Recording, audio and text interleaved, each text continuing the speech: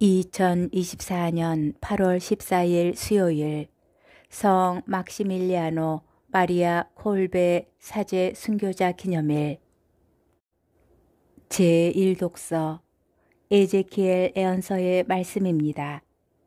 주님께서는 내가 듣는 앞에서 큰 소리로 말씀하셨다. 이 도성의 징벌이 다가왔다. 저마다 파멸의 무기를 손에 들고 나와라. 그러자 북쪽으로 난 윗대문 쪽에서 6사람이 오는데 저마다 파괴의 무기를 손에 들고 있었다. 그런데 그들 가운데 한 사람은 아마포 옷을 입고 허리에는 서기관 필갑을 차고 있었다. 그들은 이렇게 와서 구리 제단 곁에 섰다. 그러자 이스라엘 하느님의 영광이 그때까지 자리 잡고 있던 거룩도루에서 떠올라 주님의 집 문지방으로 옮겨갔다. 주님께서는 아마포 옷을 입고 허리에 서기관 필갑을 찬 사람을 부르셨다. 주님께서 그에게 말씀하셨다. 너는 저 도성 가운데로 예루살렘 가운데로 돌아다니면서 그 안에서 저질러지는 그 모든 역겨운 짓 때문에 탄식하고 괴로워하는 사람들의 이마에 표를 해놓아라. 그분께서는 또 내가 듣는 앞에서 다른 이들에게 말씀하셨다. 너희는 저 사람의 뒤를 따라 도성을 돌아다니며 쳐 죽여라. 동정하지도 말고 불쌍히 여기지도 마라. 늙은이도 젊은이도 처녀도 어린아이도 아낙네도 다 죽여 없애라. 그러나 이마에 표가 있는 사람은 아무도 건드리지 마라. 내 성전에서부터 시작하여라. 그러자 그들은 주님의 집 앞에 있는 원로들부터 죽이기 시작하였다. 그분께서 또 그들에게 말씀하셨다. 너희는 이 집을 부정하게 만들어라. 그 뜰들을 살해된 자들로 채워라. 가거라. 그러자 그들은 도성으로 나가서 사람들을 쳐 죽였다.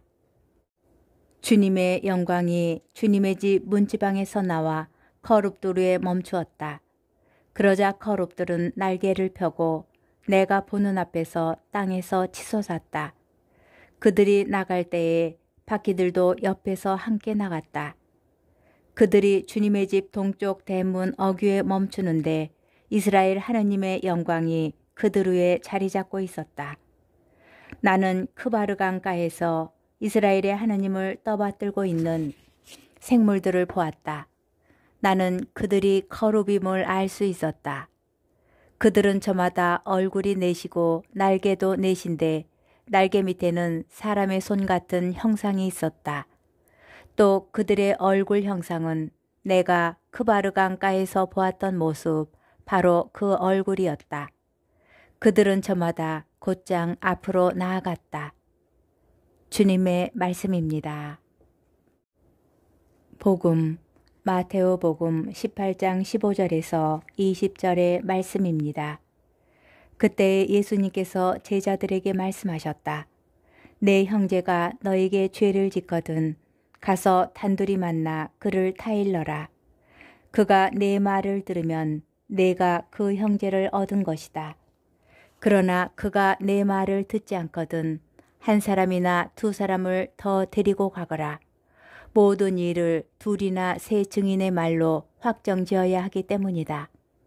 그가 그들의 말을 들으려고 하지 않거든 교회에 알려라. 교회의 말도 들으려고 하지 않거든 그를 다른 민족 사람이나 세리처럼 여겨라. 내가 진실로 너희에게 말한다.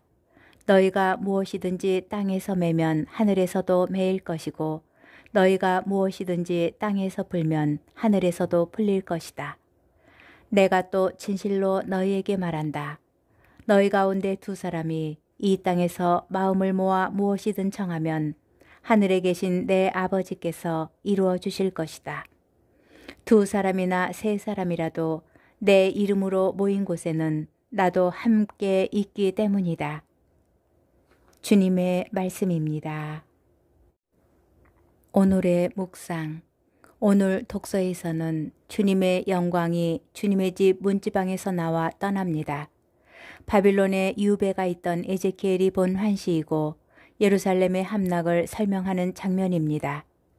이스라엘이 예루살렘에서 심지어는 성전 안에서도 하나님께 등을 돌리고 우상을 숭배하고 있었기에 하나님께서는 심판을 선고하시고 그 선고에도 귀를 기울이지 않았을 때 결국 하나님께서는 성전을 떠나가시고 성전은 파괴됩니다.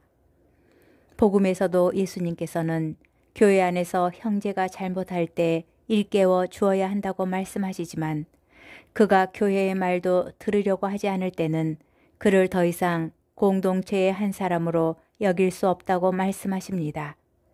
땅에서 교회는 푸는 권한만이 아니라 매는 권한도 가지고 있습니다. 교회가 풀기만 하여야 한다고 생각한다면 그것은 복음에서 내 마음에 드는 구절만 골라 읽는 것입니다.